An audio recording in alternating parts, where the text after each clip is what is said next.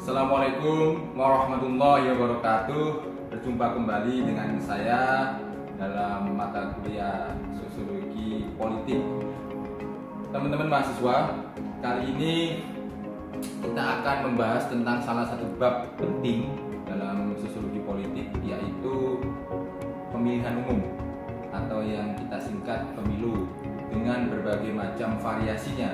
Ada pemilu legislatif, ada pemilu eksekutif, atau bahkan ada pemilu di tingkat daerah, yaitu pemilihan kepala daerah atau pilkada.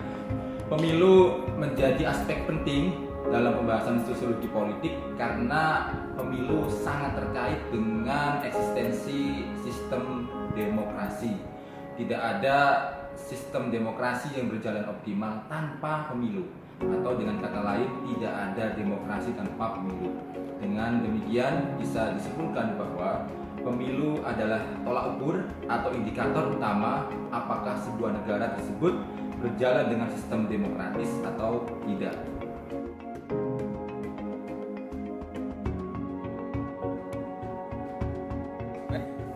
Kita mulai dari aspek yang paling dasar, yaitu pengertian atau definisi.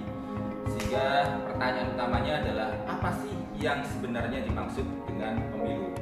Kalau kita mengacu pada Undang-Undang Nomor 10 Tahun 2008, pemilu didefinisikan sebagai sarana pelaksanaan kedaulatan rakyat yang dilaksanakan secara langsung, umum, bebas, rahasia, jujur, dan adil dalam Negara Kesatuan Republik Indonesia berdasarkan Pancasila dan Undang-Undang Dasar 1945. Ada kata kunci yaitu luber dan jurdil, yaitu langsung, umum, bebas, rahasia, jujur, dan adil. Kemudian ada kata kunci yang lain yaitu pelaksanaan kedaulatan rakyat. Artinya pemilu adalah sarana bagi rakyat untuk memilih siapa wakilnya, siapa pemimpinnya, dan pemilu adalah instrumen bagi masyarakat untuk melakukan kontrak sosial, menyerahkan kedaulatannya kepada sebagian orang yang terpilih untuk kemudian mengagregasikan kepentingan mereka dalam kursi legislatif atau eksekutif. Tapi ada pengertian lain yang pernah disampaikan oleh salah seorang ahli ilmu politik dari Universitas Gadjah Mada, namanya Dr. Bayu Dardias. Beliau menyampaikan bahwa pemilu sesungguhnya adalah hal ikhwal teknis mengenai konversi suara menjadi kursi.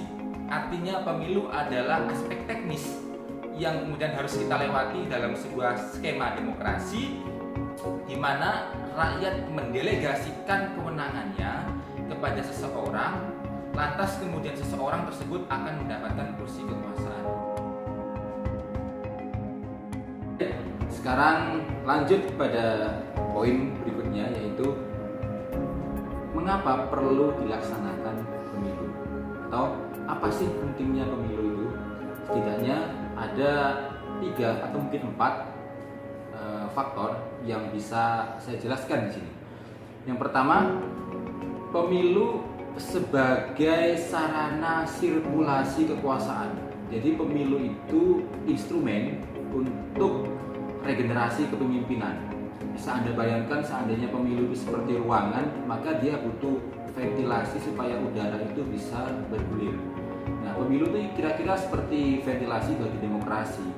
Sehingga kalau misalnya ada kepemimpinan politik yang dianggap sudah dalam tanda kutip pengap, sudah dianggap buntu, maka ada pemilu untuk melakukan regenerasi atau sirkulasi, sehingga kemudian demokrasi itu mengalami penyegaran terus-menerus. Nah, itu salah satu fungsi pemilu. Poin yang kedua adalah pemilu sebagai sarana legitimasi kekuasaan politik. Jadi seseorang bisa punya kewenangan untuk memimpin lembaga pemerintahan, seseorang punya kekuasaan untuk kemudian memerintah, itu didapatkan dari pemilu, yaitu rakyat memberikan atau mendelegasikan kewenangannya pada seorang tersebut supaya seorang tersebut punya wewenang dan punya kuasa. Kemudian yang ketiga, pemilu adalah sarana artikulasi aspirasi masyarakat. Jadi masyarakat bersikap suka atau tidak, bersikap senang atau tidak, bersikap tidak suka atau bersikap bahkan bersikap benci, tidak mau memilih, itu bisa dilampiaskan dalam pemilu. tidak dilampiaskan di jalanan, tidak dilampiaskan melalui jalan-jalan yang inkonstitusional, tapi melalui jalur pemilu. Kemudian yang terakhir, setidaknya pemilu punya fungsi sebagai sarana pendidikan politik bagi rakyat. Artinya rakyat bisa belajar bagaimana cara memilih pemimpin yang baik, bagaimana cara menilai pemimpin, apakah pemimpin yang sudah berkuasa selama 5 tahun dianggap baik atau tidak, itu dinilai saat pemilu dilaksanakan. Dalam konteks Indonesia, sistem pemilu yang sejauh ini berlangsung adalah pemilu dengan sistem proporsional. Pernah proporsional tertutup, kemudian sekarang proporsional terbuka. Secara umum, dalam sejarah Indonesia pasca merdeka, pemilu pertama kali dilaksanakan tahun 1955. Konon itu adalah pemilu yang paling luar biasa. Banyak pakar sepakat bahwa itu pemilu dengan intensitas demokrasi yang paling tinggi karena melibatkan kesukarelaan rakyat yang begitu luar biasa, diikuti oleh ratusan partai, tapi hanya beberapa partai yang memperoleh suara signifikan. Setelah 55, seharusnya tahun 60 ada pemilu lagi, tapi saat itu ada kondisi politik yang mengharuskan pemilu tidak diadakan karena Bung Karno mendekretkan bahwa Indonesia kembali pada Undang-Undang Dasar 45, membubarkan konstituante, dan kemudian beliau juga sekaligus mendeklar sebagai presiden seumur hidup dengan sistem yang beliau sebut demokrasi terpimpin. Itulah kenapa tahun 60 tidak ada pemilu, tahun 65 juga belum ada pemilu. Kemudian ada gejolak politik tahun 65 sampai 66, ada peralihan kekuasaan dari Bung Karno kepada Pak Harto, tapi Pak Harto tidak langsung melakukan pemilu. Ada konsolidasi politik saat itu yang perlu dilakukan sehingga pemilu baru bisa dilaksanakan tahun 1971. Saat itu diikuti oleh beberapa puluh partai saja, tidak seperti ratusan, tidak sampai tahun 55. Pemilu tahun 71 relatif sukses. Seharusnya ada pemilu lagi tahun 66, tapi kemudian ada dinamika politik yang membuat pemerintah harus menyederhanakan partai. Dari awalnya puluhan atau belasan, hanya kemudian menjadi 3 partai, atau lebih tepatnya 2 partai, yaitu Partai Demokrasi Indonesia, Partai Persatuan Pembangunan, dan yang terakhir adalah Golongan Karya. Bukan partai, tapi mendapatkan privilege untuk ikut pemilu. Model 3 partai ini berlangsung dari pemilu 77 sampai tahun 1997. Ketika selesai 97, kemudian ada dinamika politik tahun 98, reformasi.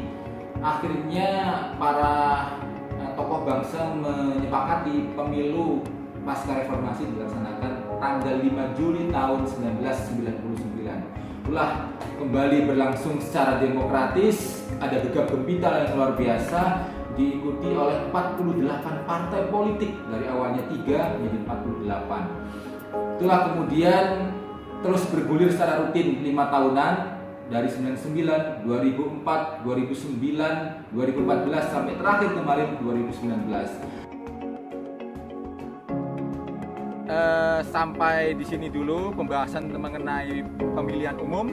Sampai ketemu lagi di pembahasan selanjutnya, masih dalam mata kuliah Sosiologi Politik. Assalamualaikum warahmatullahi wabarakatuh. Salam sehat.